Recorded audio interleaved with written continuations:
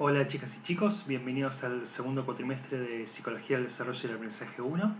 Hoy vamos a arrancar con lo que es la unidad 3, que es Desarrollo Psicológico de 0 a 2. Igual después por WhatsApp sobre todo les voy a explicar bien cómo vamos a laburar este cuatrimestre, las instancias de evaluación, las unidades que vamos a ver.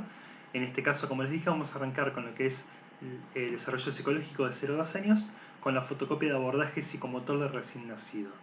Es una fotocopia que es muy interesante porque justamente toma todo lo que implican los procesos biológicos de la gestación, pero obviamente complementándolo con la parte psicomotora que tiene que ver obviamente con las implicaciones psicológicas del movimiento, de la actividad corporal. Pero vamos por pasos, vamos por partes, perdón. Arranquemos por lo que es la definición de crecimiento.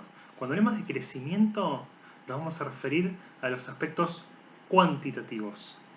Cuando se produce la gestación y se conforma el cigoto, que obviamente que es el producto de la unión del óvulo y el espermatozoide, vemos un proceso que dura aproximadamente 9 meses, en donde uno ve que en los primeros 2 meses tenemos lo que es la etapa embrionaria, en donde ocurre lo que es la histogénesis y la morfogénesis, que la morfogénesis tiene que ver con la diferenciación de las partes del cuerpo, la cabeza, el torso, eh, las piernas, las manos, y la histogénesis que tiene que ver con los diferentes tejidos que se van conformando.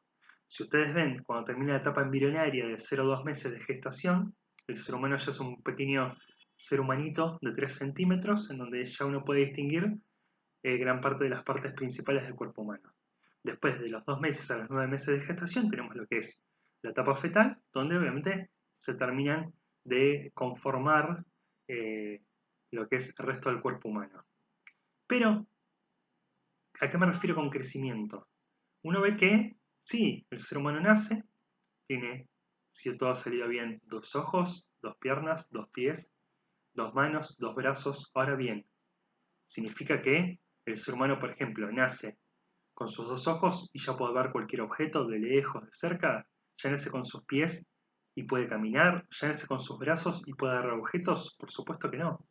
Entonces, crecimiento se va a reducir solamente a los aspectos cuantitativos, a cómo los órganos van creciendo, cómo las partes del cuerpo van tomando forma, pero esto no significa que funcionen o que funcionen en toda su magnitud como deberían hacerlo, como lo van a hacer cuando el ser humano justamente vaya, y ahí incorporo otra palabra, vaya madurando. Entonces, retomo, crecimiento sería lo cuantitativo, el crecimiento de las partes del cuerpo, cómo los órganos van tomando determinado tamaño, tienen determinado peso, pero esto no garantiza su funcionamiento. Y entra en juego la maduración. Piénselo con una fruta. Ustedes pueden ver una pera, una manzana, y esto no significa que listo, ni bien salió ya está en condiciones de ser comida, porque justamente esa fruta, además de que esté ahí, tiene que madurar. La maduración se refiere justamente ya no a lo cuantitativo, ya no es una cuestión de cantidad, sino una cuestión de calidad, una cuestión de capacidad funcional. Entonces, tomo parte de los ejemplos que les di recién. El ser humano, y no es casual obviamente cuando nace, tiene un rango óptimo de visión de 30 centímetros, que es la distancia justa para que cuando la madre lo esté amamantando pueda percibir su cara, ¿sí? E ir familiarizándose con lo que es un rostro humano, lograr después la Gestalt, hablando en términos de forma, esta escuela psicológica le sonará porque la hemos visto el primer cuatrimestre, de poder tener una conformación integral de lo que es la cara, conectarse con las emociones de la madre, conectarse obviamente con la misma y que ella sea la puerta de entrada a lo que va a ser todo lo que es su comunicación y su vinculación con la humanidad, con todo lo que implica el rol materno. Y uno ve que si uno le pone un objeto de menos de 30 centímetros o de más de 30 centímetros, todavía le falta madurar. Falla, por ejemplo, en este ejemplo que estoy dando, dos cosas. Falta lo que es la acomodación ocular, que la acomodación ocular tiene que ver con, piénsenlo en una cámara, el lente, el foco. Entonces, si le pongo un objeto lejos, si le pongo un objeto cerca, pierde foco, pierde nitidez. Y le falta también la convergencia ocular, que es algo sencillo, que es que los dos ojos apunten al mismo lado, al mismo punto. Entonces, fíjense cómo el ser humano cuando nace uno diría, sí, puede tener los dos ojos, le han crecido los dos ojos, pero necesitan madurar. Y en esta maduración, el ambiente pasa a ser central. Retomo lo que elaboramos rápidamente el cuatrimestre pasado. El crecimiento es un proceso que está altamente organizado y que depende de factores biológicos. Les digo que lo vimos el cuatrimestre pasado porque recuerden la clase que yo les expliqué el concepto de canalización y que les decía que el crecimiento era como un cohete que tenía un recorrido, por eso se habla de canalización, como por un canal, en donde biológicamente estamos en nuestro mapa genético determinados para determinada edad empezar a incorporarnos, para determinada edad empezar a pararnos, para determinada edad empezar a caminar, pero dependiendo de las vicisitudes ambientales, sociales, culturales, psicológicas, de estímulo, estos comportamientos se podrán presentar o podrán no presentarse. Entonces acá es donde uno empieza a ver justamente la influencia recíproca entre la genética y el medio ambiente. Entonces, ustedes pueden haber nacido con los dos ojos, crecieron sus dos ojos, pero supónganse que por X motivo están en una penumbra, están en una oscuridad total, o se los tapan, y sus ojos no van a madurar, porque justamente no hay un estímulo, no hay en ese sentido ese combustible de la misma manera que ustedes comen y esa comida es su combustible de la misma manera del combustible que permite que un auto ande, acá también no va a estar ese estímulo que va a actuar sobre el cerebro para que el cerebro vaya madurando. Y acá insisto, por ejemplo, en torno a lo que es la motricidad, entra justamente esa parte psico, si se quiere, o esa parte psicológica, en donde es fundamental ese estímulo que se le dé para que esos órganos, para que ese cuerpo vaya madurando. Entonces vuelvo a esta distinción. El crecimiento es la parte cuantitativa, la maduración es la parte cualitativa, es la capacidad funcional, es cómo esos órganos, cómo ese cuerpo, cómo ese psiquismo va logrando que ese cuerpo vaya justamente madurando.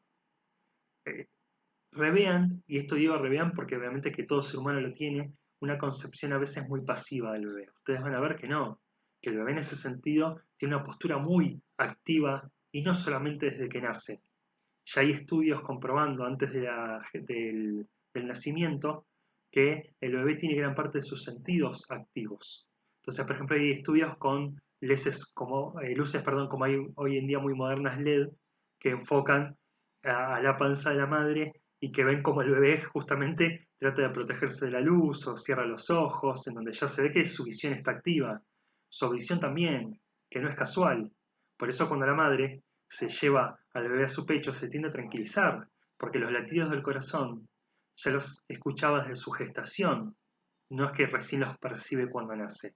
Y también hay estudios que empiezan a marcar eso con respecto al tema del gusto, con respecto al tema del tacto. Entonces, saquémonos esta visión del ser humano como un ser indefenso, inerme, pasivo, cuando el ser humano al contrario muestra una gran actividad, y ahí es donde el rol de su entorno pasa a ser central. No me quiero adelantar, lo más probable es que para no extenderme esto lo veamos recién la clase que viene, con esta fotocopia nos vamos a tomar dos clases, pero ahí va a ser central sobre todo a respetar los tiempos de estimulación y los tiempos de cese de la estimulación del bebé. Digo esto porque uno siempre escucha esa anécdota de familiares que van a ver al recién nacido y la pobre criatura duerme plácidamente y lo cargosean. Vamos a ver que justamente no, que el sistema psicofisiológico del bebé es muy endeble, está tratando de equilibrarse, con lo cual cometer ese error lo que hace es sobreestimularlo y pudiendo generar una situación que el día de mañana puede venir alguna complicación. Tanto a nivel físico, pero sobre todo obviamente a nivel psicológico, porque es forzar una maquinaria que todavía se está tratando de estabilizar. Cuando uno nace, lo primero que uno le van a hacer es tomar una serie de pruebas de reflejos, que son diversos. Les marco algunos como para que sepan. Uno es el reflejo de prevención, que es que si yo toco la palma de la mano, el bebé tiende a cerrarla, que esto tiene que ver con cierto resabio de la humanidad, piénsenlo por ejemplo en los monos, como ven cómo ellos se aferran al pelo de la madre, y en una situación de caerse o algo poder agarrarse a un objeto. Todos nuestros reflejos tienen que ver con cierto resabio, si se quiere, instintivo que tenemos. Otro reflejo es el reflejo del moro, que implica un movimiento brusco, lo que hace es que el bebé tienda a extender sus brazos y sus piernas y estremecerlos. Entonces, esto vincúlalo, por ejemplo, con lo que recién les decía del reflejo de la prensión palmar, que en una situación, por ejemplo, tipo los monos estando en un árbol y cayendo, que implica ese movimiento brusco que permita justamente poder sujetarse. Otro reflejo que es muy gracioso es el reflejo de ojos de muñeca japonesa, se llama, que es que si ustedes agarran un bebé y le giran la carita para un lado, los ojos hacen el movimiento exactamente inverso para el otro lado. A ver, y así hay toda una serie de reflejos que lo primero que nos hacen a todos es hacer esa prueba, porque lo que termina de diferenciar es qué pasa si yo le tomo esas pruebas reflejas y no se dan. Y es que lo más probable es que hay algún compromiso motriz o en el peor de los casos neurológico. Entonces, obviamente que la idea es intervenir lo antes posible. Después vamos a ver, obviamente, que estos reflejos van de a poquito quedando de lado.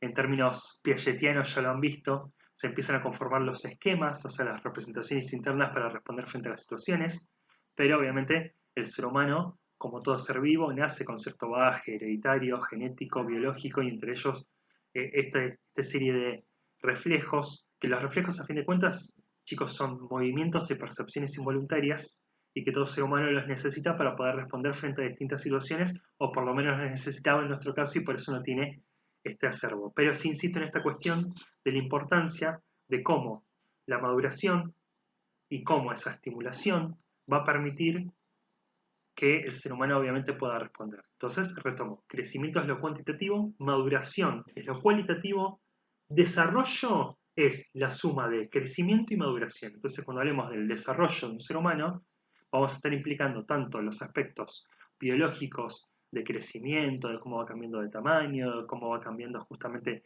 sus órganos, cómo van creciendo las partes del cuerpo, pero también la maduración, que es la capacidad funcional, que es cómo los utiliza, que es cómo sirven, que es cómo funcionan. Entonces, el desarrollo sería tipo cuantita matemática, la suma de crecimiento y maduración. Y por último, así no me extiendo tanto, vamos a tener que hay leyes del desarrollo. Ustedes hay una que ya la vieron de cabeza en 25 materias, con lo cual no me voy a detener, que es la dirección del desarrollo, que es cefalocaudal, perdón, y próximo distal. Cefalocaudal justamente es que el desarrollo, o mejor dicho, las primeras partes del cuerpo que se controlan son las de la cabeza y de ahí obviamente hacia abajo. Y próximo distal obviamente que el control del cuerpo ocurre desde el eje del centro corporal hacia lo que es la periferia. No me voy a detener porque, insisto, lo han visto en un montón de materias, igual si llega a haber alguna duda, para eso teníamos como siempre los espacios de WhatsApp del miércoles 18, obviamente me preguntan. Pero no es la única ley del desarrollo. Después tenemos lo que es la diferenciación, que uno ve que el bebé realiza movimientos al principio quizás más bruscos, piénsenlo por ejemplo a la hora de tomar un objeto, en donde al principio quizás el movimiento es más desde el hombro, ya después empieza a ser más preciso y empieza a mover el codo, y ya después empieza a mover la muñeca y la mano. Uno lo ve, por ejemplo, cuando agarran objetos, que es muy gracioso que al principio vos le acercás a un bebé de unos cuantos meses un objeto, y lo que hace es una especie de barrido. Y ya después no, unos meses siguientes después, ya vos ves que lo que hace es pinza. Entonces agarra el objeto y fíjense la precisión de esa diferenciación de un movimiento más brusco, un movimiento más fino, de algo más simple a algo más complejo. Entonces tenemos lo que es la diferenciación. Muy vinculado a la diferenciación tenemos lo que es la subordinación funcional. La subordinación funcional es que uno ve que al principio movimientos, percepciones que se realizan en forma aislada después se empiezan a combinar. Van a ver que los autores se acaban de dar cuenta, por ejemplo, de lo que es la coordinación visomotora. Entonces, el bebé ve objetos y no los agarra. Y sin embargo, también realiza movimientos de su brazo. Y sin embargo, va a llegar un momento, van a pasar unos meses, que luego va a lograr esa coordinación visomotora. Va a lograr coordinar su visión y la motricidad de poder agarrar un objeto. Entonces, esa es la subordinación funcional. Cómo los movimientos, cómo las percepciones se empiezan a combinar. Piénselo, por ejemplo, para caminar. Caminar es un acto sumamente complejo. Cortázar, por ejemplo, tiene como una especie de poema, si se quiere, que se llama algo así como Instrucciones para subir una escalera, y muestra lo complejo que es. Si ustedes en algún momento tuvieran una lesión, habrán visto lo, lo difícil que implica reaprender, a veces si se han roto una pierna a caminar o la kinesiología que hayan tenido que hacer, uno comprende después la complejidad que implica coordinar un montón de movimientos y percepciones para realizar una acción. Entonces esa es la subordinación funcional. Y por último tenemos la discontinuidad del ritmo de crecimiento y el crecimiento sincrónico. Se los digo juntitos porque siempre se hacen todos su matete a que igual les voy a hacer bien la aclaración. Discontinuidad del ritmo de crecimiento es que el cuerpo no crece igual en todas las etapas. Ustedes agarran un bebé recién nacido y cuando cumple un año y es un abismo del bebé recién nacido al niñito de un año que ya está dando sus primeros pasos, que ya tiene sus primeras palabras. Entonces, la discontinuidad del ritmo de crecimiento marca esto, que el primer año el crecimiento es hiperacelerado. Ahora, agarro un chico de un año y lo comparo con uno de dos, o uno de dos con uno de cuatro, o uno de cuatro con uno de seis. Hay cambios, pero ya no es un cambio tan acelerado. La discontinuidad del ritmo de crecimiento es eso, que el cuerpo no crece igual en todas las etapas. Entonces, tenemos que en el primer año o en los primeros 2 años es muy acelerado. Después, en la edad preescolar de 2 a 6 y en la edad escolar de 6 a 9 o 6 a 12, depende de cómo quiera verlo según el autor, es mucho más lento. Se vuelve a acelerar en la adolescencia con los cambios de la pubertad. Agarras un chico antes de los cambios de la pubertad, una chica y después, y los cambios son muy significativos. Y se vuelve a volver más estable y más lento en la adultez y obviamente en la vejez tenemos lo que es el deterioro. Entonces, discontinuidad del ritmo de crecimiento es eso, el cuerpo no crece igual en todas las etapas de la vida. Crecimiento asincrónico, que siempre se lo confunden, ¿qué es? Ya no es en las distintas etapas, es que si yo agarro el cuerpo de una persona, bebé, niño, adolescente, adulto, viejo, la proporción no es simétrica. Ustedes agarran un bebé y el bebé es cabezón, ¿sí? Una vez que en términos de proporción la cabeza es más grande que otras partes del cuerpo. El adolescente también.